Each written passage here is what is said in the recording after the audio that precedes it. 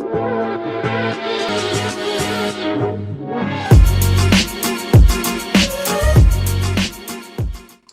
and welcome back to the latest episode of the Master of None podcast. I'm your host as always, Stephen Murphy, and we have a different type of guest tonight, but a very special one on the same. It's Dr. Brian Higgins from Galway Primary Care. Brian, thanks very much for joining us. How are you? No, thanks for asking me to be on. Yeah, as I said to you as well, the reason I started podcasts was to have interesting conversations with people like yourself, who we wouldn't necessarily always have those chances to have conversations with. So I'm very much looking forward to it. Brian, is just a bit of backdrop. Brian's obviously a doctor in Galway Primary Care here. In my research, I've seen specialist interests include, this is going to be a bit of a long list here, so children's medicine, sports medicine, team management, health promotion, occupational health, osteoporosis, and then a word that I couldn't pronounce. So it's clinical densitometry. Densitometry. That's the one. Yeah. So I was reading that. I was like, I'm going to absolutely butcher that, which I did, but it's okay. Yeah. Yeah, exactly. But tonight, though, although all those are great, we're going to focus on the sports side of it, just because obviously I have the podcast, but I just wanted to pick your brain and stuff. So do you actually work within... I'll answer what I can. Yeah, of course. Do you actually work with any teams specifically, or is it just people that come into you, Brian? People just come into me. I used to do quite a lot of weightlifting and ended up looking after quite a lot of CrossFit athletes and bodybuilders. And through that, developed an interest in sport, and especially injury management and rehabilitation. So what I do quite a lot of now is diagnosis, kind of assisted treatments, and then I do a lot of joint injections, which really is to some are kind of regenerative treatments to try get people to actually recover the tendon or ligament that's damaged, and then some then are purely just painkillers to let people get on and play. Yeah, well, a big sport that we cover here on this podcast is rugby, so I'd imagine a lot of that stuff was going to be coming into you, but we'll get on to that in a bit as well. And if anyone's looking at you, recognize you, they may have seen you on the television, on the Virgin Media. Just how did that kind of work come about? Is it something that you wanted? Was TV the dream when you were a child? Jesus, no. Just nobody else would do it. How did it happen? And I was quite active on social media, and then one of the producers of TV3 followed me, and she just asked me. They were stuck one day. The doctor who used cover for them said wasn't able to make it, and they asked if I'd come on. So I was working with TV3, I'd say, for about 3 years. I occasionally do some stuff with them, but just life's got so busy now in Galway because I was commuting up and down. And then I've done a few bits with RTE and News Talk. They're kind of self-fulfilling prophecies. Once you say yes to something, people are kind of like, that fella will do it. And you know. And do you enjoy that side of things? Is it something that you enjoy doing? Yeah, it's good fun. If you told me when I was 15 that I'd be doing it, I wouldn't have. Yeah. I'd have thought you were daft. Well, that's not the route normally taken for TV star. But no, it's good fun. Still get quite nervous doing it. I don't particularly love public speaking. Yeah. So even before coming on today, you're kind of a bit nervous or a bit anxious, and you're like, God, how are these things going to be received? Or am I going to forget how to finish a word halfway through, which happened on television, which is quite funny. Don't worry. Out of the two of us here, you'll definitely be the smart one, so don't worry about that. I'll make sure of it. Yes, look, we'll get on to the sport kind of things, because obviously, as we follow the guys here on this podcast, is myself, big rugby followers, but we'll talk about GA maybe as well, but we're always we don't really know the side of the sport. We obviously see the games, the playing, the ups, but we necessarily don't always see the downs when it comes to injuries, and especially in a sport like rugby where it's just so common these days. But a few things, obviously, medicine and sports injury prevention has come a long way, I'm sure, in the last couple of years. Stuff like, so what injuries a couple of years ago would have been necessarily career ending, but nowadays it's not that big of a deal anymore? Yeah, well, I wouldn't say any of them are not that big of a deal, but some of them aren't necessarily as career-ending. Like the treatments have really been a slow progression. They're constantly being refined and reused. I suppose Sean O'Brien's hip resurfacing is probably one of the best examples. I can only imagine the condition his hip was in before it was resurfaced, and the fact that you can effectively look at a joint. So joints have Joints are interesting. So if you think of a joint, there's two objects that are pushed together. And between those objects is a small amount of lubricating fluid and a really slippery surface that allows the joint to move off each other. So and then around that, we have ligaments that hold it all together to stop it from slipping. So a lot of the stuff we hear of are, say, like an ACL. So if you think of what happens with a knee, generally what happens is the knee is bent, it's twisted, right? So you'll usually rip your ACL and you'll tear your meniscus, which is like a capsule that holds the joint on. That's the kind of more common injuries. Something like Sean O'Brien's is from just consistent use and pressure. That surface that allows the joint to slip off each other just gets worn down. So the joint is effectively bone on bone, and that's causes a load of inflammation, swelling, an incredible amount of pain. So what happens there is somebody will actually go into the joint, pull it all apart, and put a new surface on it and put it back together. And of course, that does, in a way, a lot of damage itself. So you have to do an incredible amount of rehab to get someone back to a level where they can play competitively. So the surgeries themselves have come on, but really now we're understanding of, prehabilitation, being able to look at somebody and saying, oh, like I saw a guy today, and just the way his knees moved, you're like, yeah, you're going to do either your ankle, your ACL, or you're going to put a huge amount of strain in your lower back. And I think now coaches are a lot more aware on saying, okay, the way you move, if we add in fatigue and force and strain and maybe a level of adrenaline where you're not going to listen to yourself and feel that you're in pain, you're going to end up in an injury. So we send them to a strength and conditioning coach to get everything lined up and moving properly. Is that like, so that's a good point you make there, being able to look at someone and seeing possibly injuries in the future, because there's a myth going around the sport. I don't know if it's a myth, you could tell me if it's a myth, that someone's injury prone. Is that a thing where it's clearly something that they're not doing right, or the way they run, or the way that they actually, a technique, or is it actually just someone can be literally injury prone and they're just unlucky? I think you can be prone to an injury. Like the way I'm made, like I'm short and I'm broad and I'm heavy. So the way I'm made, I have an issue with my hips. I have this condition called acetabular impingement syndrome, where I have a little bit of extra bone on my hip. So if I move in a particular way, what'll happen is a piece of bone off my leg will smash into a piece of bone off my pelvis, and I'm out of action for a week or so. So that is, now there's a surgery that you can do to fix that, but like currently I'm just managing it through physio. So for me, I'm prone to injuring my hip because of the way I'm made. Okay. So but other people, you can look at them and see that, their flexibility is really low, their actual overall fitness isn't brilliant, and really and they can be prone to injuries through a combination of things that are preventable.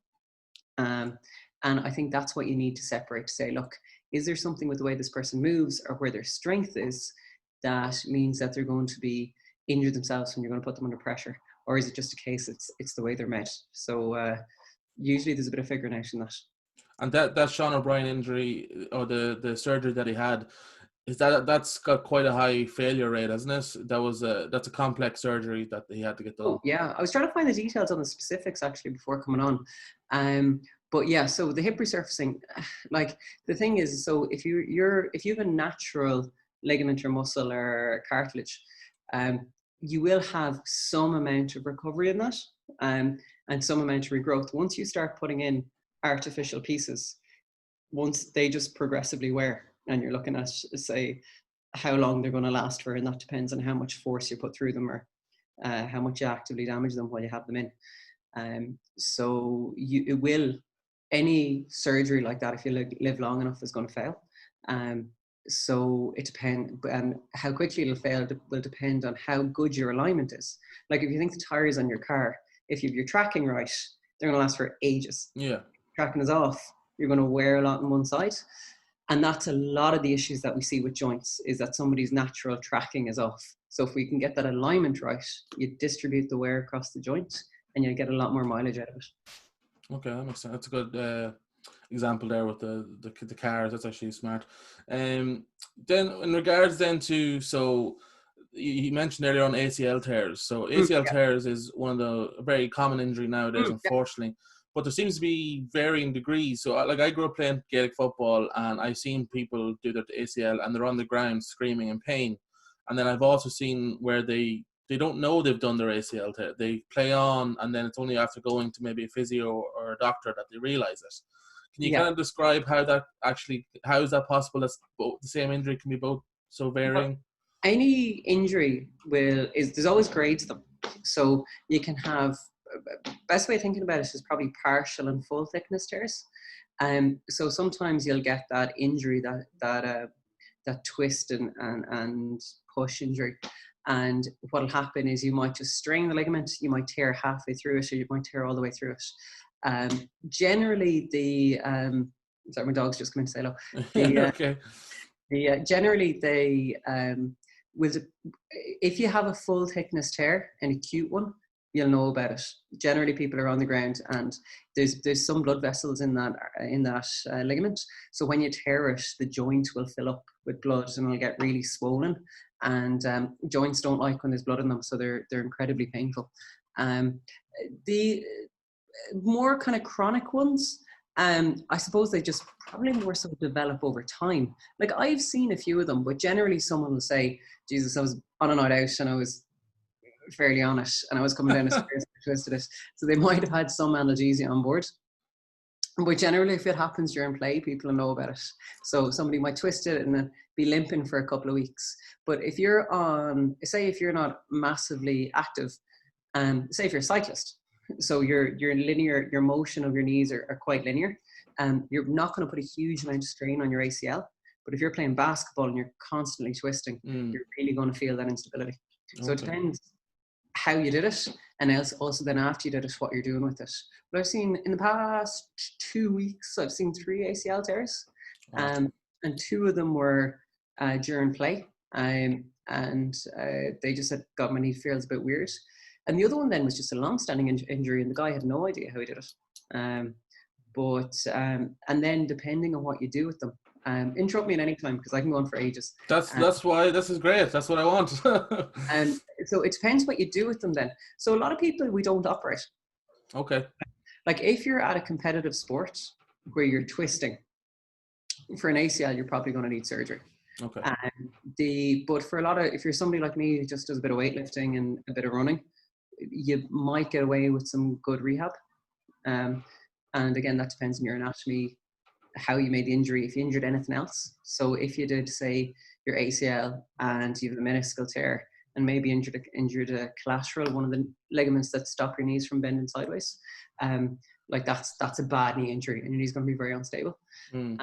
If you've just a partial ACL tear, you might be able to manage fine with just good painkillers and rehab. Okay, that's good. So what's the main kind of sports that you people come into? Is it mainly rugby? Is it Gaelic? Is it a mixture? It's a mixture of all. Like that's the nice thing about Galway. We kind of have a mixture of everything. I see a lot of Gaelic players. I see a lot of Gaelic players with hamstring injuries, like either hamstring tears or overuse injury of their hamstrings, and that's a lot of that is to do with overloading of the hamstrings. And then sometimes we'll treat those with just physio. Sometimes we'll do something like a PRP injection, which is a platelet injection, platelet-rich plasma injection, which can sometimes help the recovery. And then sometimes I'm shipping them on to a sports surgeon. What else do I see? I see loads of ankles. So in the more kind of amateur level stuff, I see loads and loads and loads of ankle sprains. And they're generally recurrent ankle sprains. So once somebody does one, if they don't rehab it properly, they tend to sprain it again and again. And then with rugby injuries, they tend to be bigger knee injuries, shoulder instability, shoulder dislocations. Just, I suppose they're on average bigger guys with taking bigger hits. Do you think that the Gaelic and say like the amateur kind of sport, do you think a lot of it is very much easily prevented? With, obviously the rugby boys are maybe professional, they're getting obviously much better, care and whatnot than your average GAA player. Do you think a lot of injuries coming in are preventable? I think it is. I think a lot of it's overtraining. So a lot of people are playing, like I see it a lot in teenagers where they're playing with their school and maybe a club, and they're playing junior county stuff. And then maybe county as well, yeah. Yeah, and then they're playing a bit of soccer as well. So I do tend to notice the rugby lads tend to stick more to rugby. Now, I don't know how much of a factor that is, but definitely I do see the less recovery time people have, the more likely they are to get injured. Definitely seeing way less concussion. I think people are becoming really concussion aware. Yeah, you would hope so. So that's amazing. Yeah, and what other sports come into me? See a lot of, depending on the time of year, but you see a lot of finger injuries with tag rugby. That's massive. Well, because I played rugby for a year, and one of my mates was like, he goes, honestly, there's more injuries in tag rugby than proper rugby. He said the amount of like dislocated fingers, sprained wrists, broken wrists, it's unbelievable. Which massive. Absolutely. Again, it's counterintuitive when you think about the physicality of both sports. Yeah, but it's just from, oh God, the finger injuries I've seen from tag. Oh no! You can't be squeamish. You're a doctor. You can't be squeamish. Oh, just fingers. Yeah. No. I'm just thinking, but yeah. So does that answer that question? Perfect. Yeah, and then keeping with the amateur to professional, when it comes to actually rehabbing, obviously, again, you would think professional player is going to treat that rehab a lot more properly compared to the amateur player. Do you see a lot of that where people just come back to you because just haven't rehabbed properly? Yeah, I do see it a lot. I suppose the more professional players are made to rehab. Yeah. Whereas the amateurs, they're busy. They're playing sports as a hobby. They've like a family to take care of, and they've work. And sometimes it is, understandably, people find it hard to make the time to go and do the rehab. But the issue with a lot of injuries is you kind of, we do ignore them slightly. Like, I think we're all guilty of it where, we've a bit of a sore shoulder or sore neck. And we can all sleep funny or twinge it and they'll settle down after a day or two. But I think if it's constantly getting injured or maybe, lasting for quite a while, generally those injuries, if you don't address them, they tend to get worse. And generally, you don't have to see somebody like me who does a load of sports. To be fair, most GPs will have a fairly good idea, especially for the amateur level. You can go chat to them and see, just come here, what's going on. Or most, if you have a good physios are worth their weight in gold. Mine keeps me upright. So yeah, and just as well, then, do you see a lot of, so say if someone like Sean O'Brien there, I'm sure it's very tough for him mentally. He's constantly getting injured and it's constantly setting him back. And do you see that? Do you have those kind of patients that come in and you can really see it's getting on their, their mental health is suffering from just this constant injury? Oh yeah, and especially for people for whom maybe suffer from anxiety and their sport is their big social and out. A sport is massive for managing anxiety. Just getting out those like for anyone who's suffered anxiety, you have the mental side of just worrying, but this physical, intensity and being on edge all the time and high intensity sports is a fantastic catharsis for just getting out all those hormones. And suddenly if you're injured and you can't release it, that's tough, and then you have some people who've been doing a sport for years and years and years and may have been competitive at it, and just from a collection of injuries, they're finding it more and more and more and more and more difficult to keep going. But that's the fun part of my job, trying to figure out how to keep them going. Yeah, that's true. Yeah, that's a good point. Yeah, you're the savior in a way. Just when things go right. But yeah, that's pretty special when you see somebody that's about to give up a sport because of an injury, and you can diagnose something, get them on a rehab plan, and get them back to functioning to a level that they're happy with. That's cool.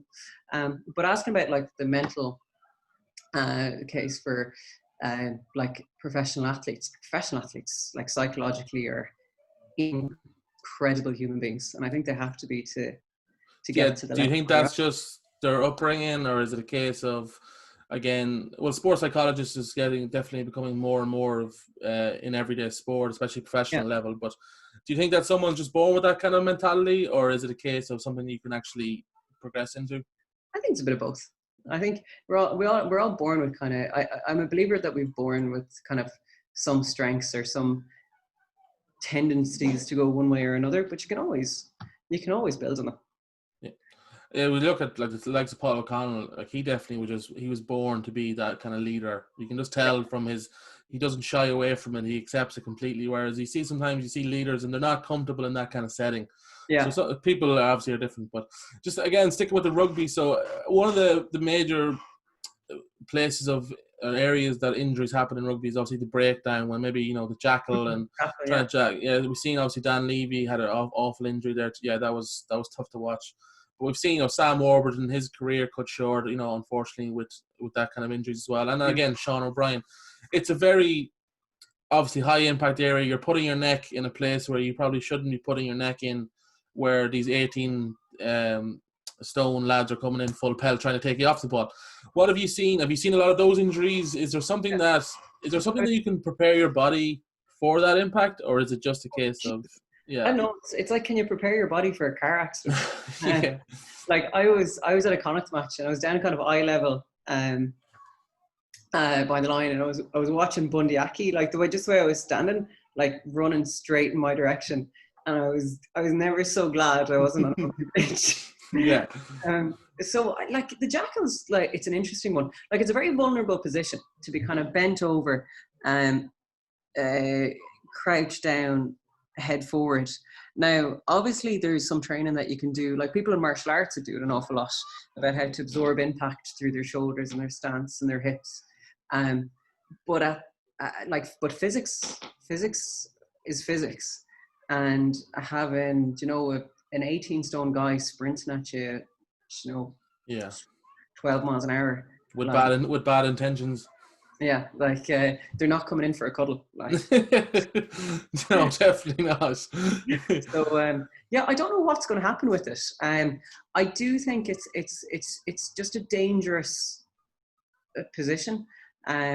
So I don't know how they're going to have to minimize the risk of it, because like rugby is, playing rugby isn't like a hobby where you're flower arranging. Like there's inherent risks as choosing it as a sport, and I think that's the draw for a lot of people. It's exciting to it. But I think there is a limit to the risk you can put. Effectively, workers, like these guys are professionals and they're out there doing a job, and the same as somebody working in a factory. Like there might be some risks to what they do, but like there's a responsibility to limit those risks.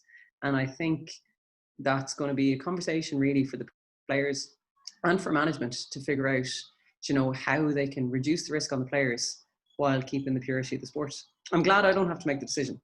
Yeah, at a professional level, it's nearly, because you have similarly built players on both sides. Whereas at an amateur level, you could have a massively, powerful player up against someone who is only played it for a couple of months, and that's probably when massive injuries can happen and properly. But yeah, in your own, if you could give an opinion, do you think they should look at maybe either removing it, or is it just a case of trying to figure out how to make it a bit safer? I think it's a case of, I haven't played, I think it's a case of making it a bit safer. But that, I suppose that's someone coming who used to play. I think maybe if I was purely a doctor and purely in risk management, I'd be saying rid of it. And again, time will tell, I think. Yeah, it is. There's a beauty to it when it's pulled off well. Do you know what I mean? And it's the bravery involved in it is also amazing. But that's one of the major, and the breakdown. Obviously, again, the Dan Levy stuff was so tough, and it set him back nearly 2 years of his career. That's obviously one of the parts of the rugby. But now with COVID, just kind of the way that the rugby season has taken such a massive gap off. Do you think that is?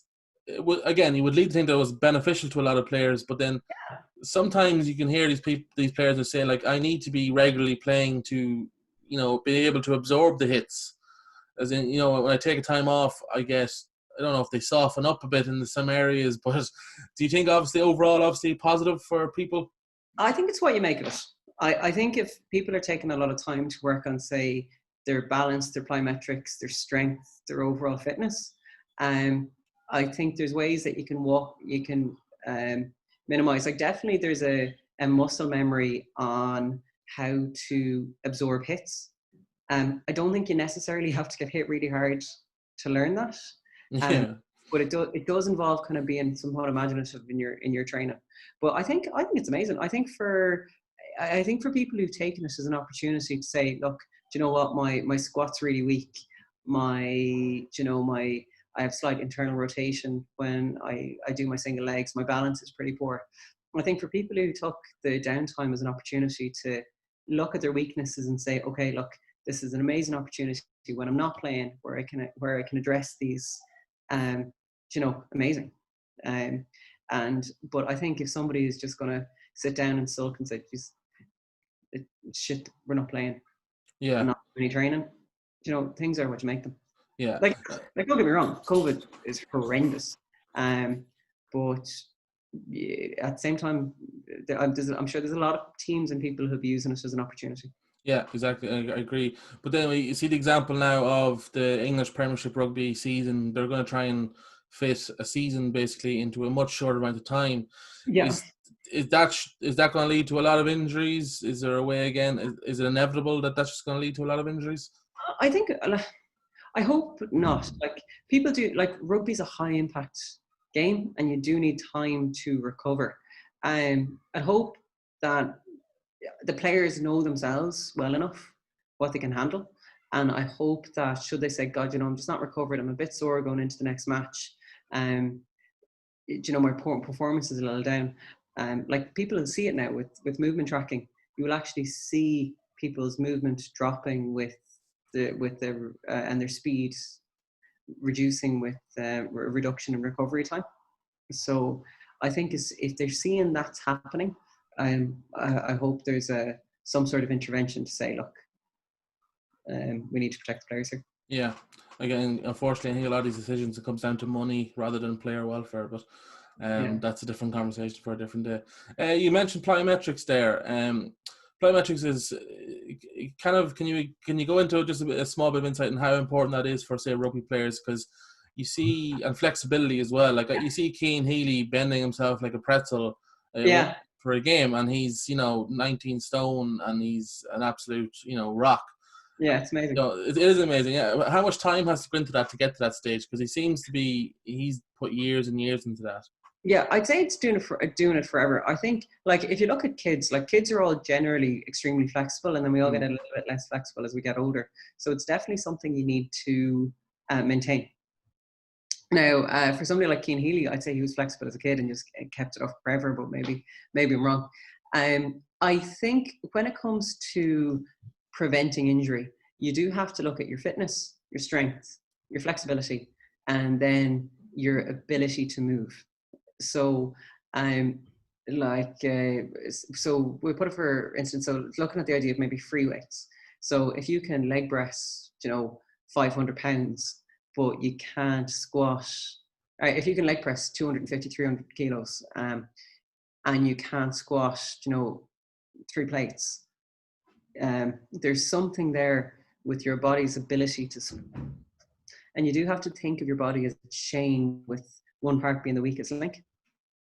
And so by doing those sort of, like, what I mean by plyometrics, so think of it, when you just stand and do a squat, ideally your knees should move in a certain pattern. So your feet should stand a little bit angled outwise, and then as you squat, your knees should kind of go out over them. You'll see a lot of people who say get a lot of anterior knee pain when they're running.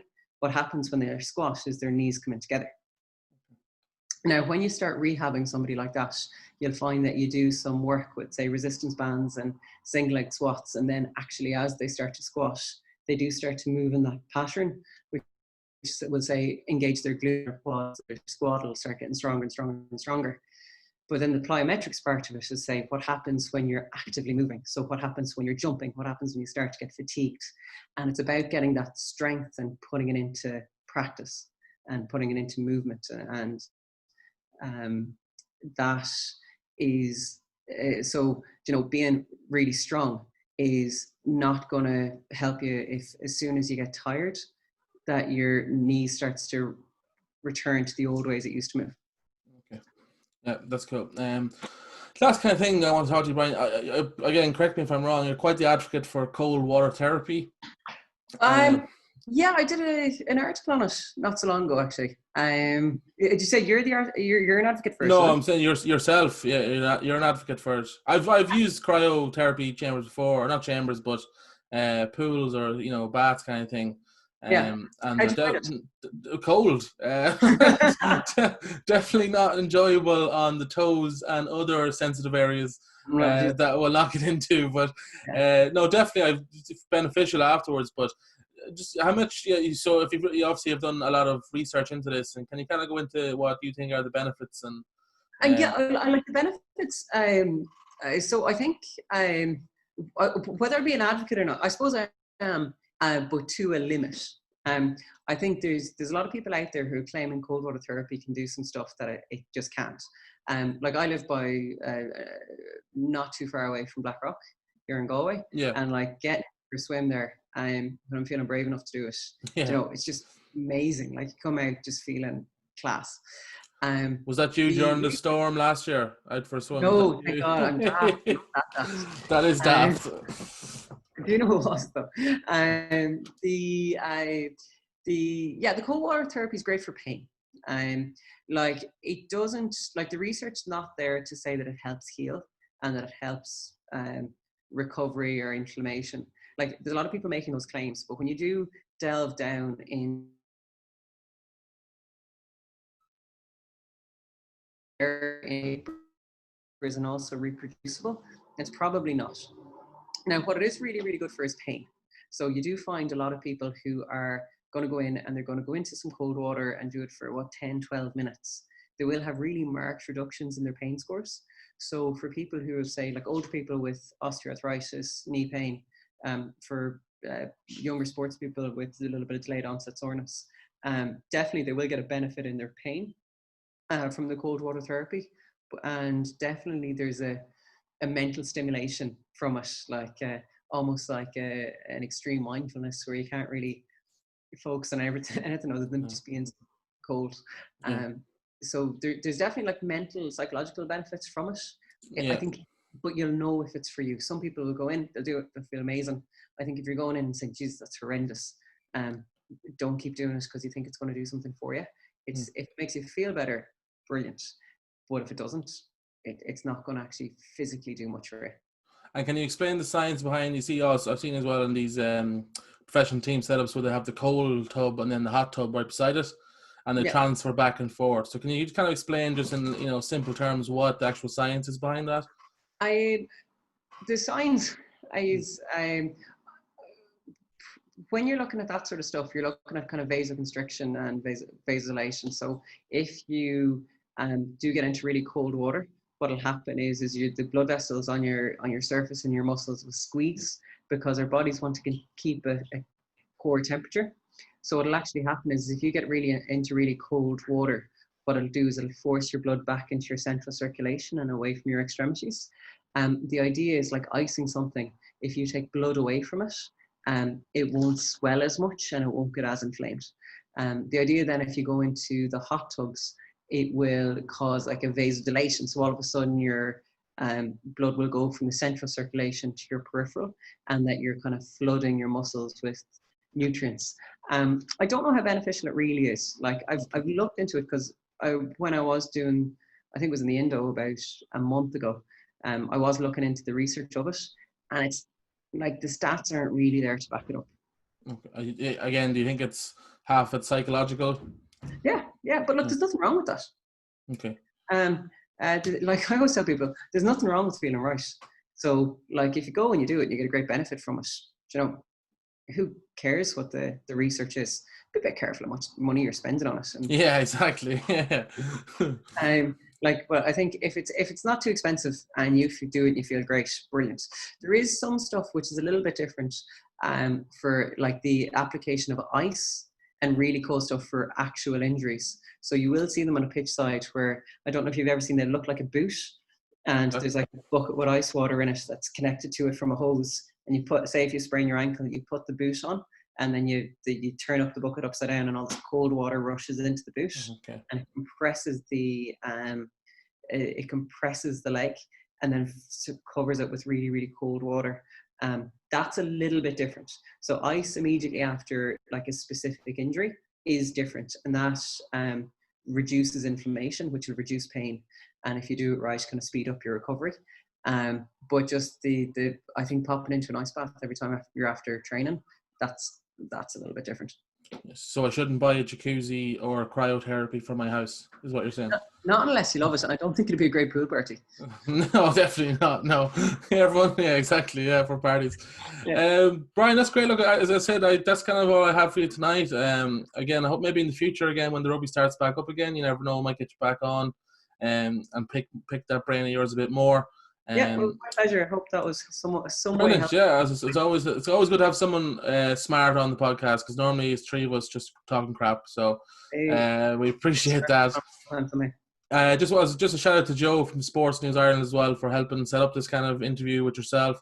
Looking forward to working with him for future possible guests as well. And Brian, look, thank you very much for joining. As I said, on my social medias anyway, you can follow me on Twitter at @none_podcast. Instagram, Facebook, and YouTube are all Mastodon Podcast. Brian, do you want to plug your own Twitter? Obviously, you have quite a social media following already, but just in case. Yeah, so the best place to find me is I'm Dr. Brian Higgins on Twitter, and I think same on Instagram as well. Perfect. Yeah, and again, Brian, thanks very much for joining me, and have a good day. My pleasure. We'll see you guys. See you later. Bye-bye.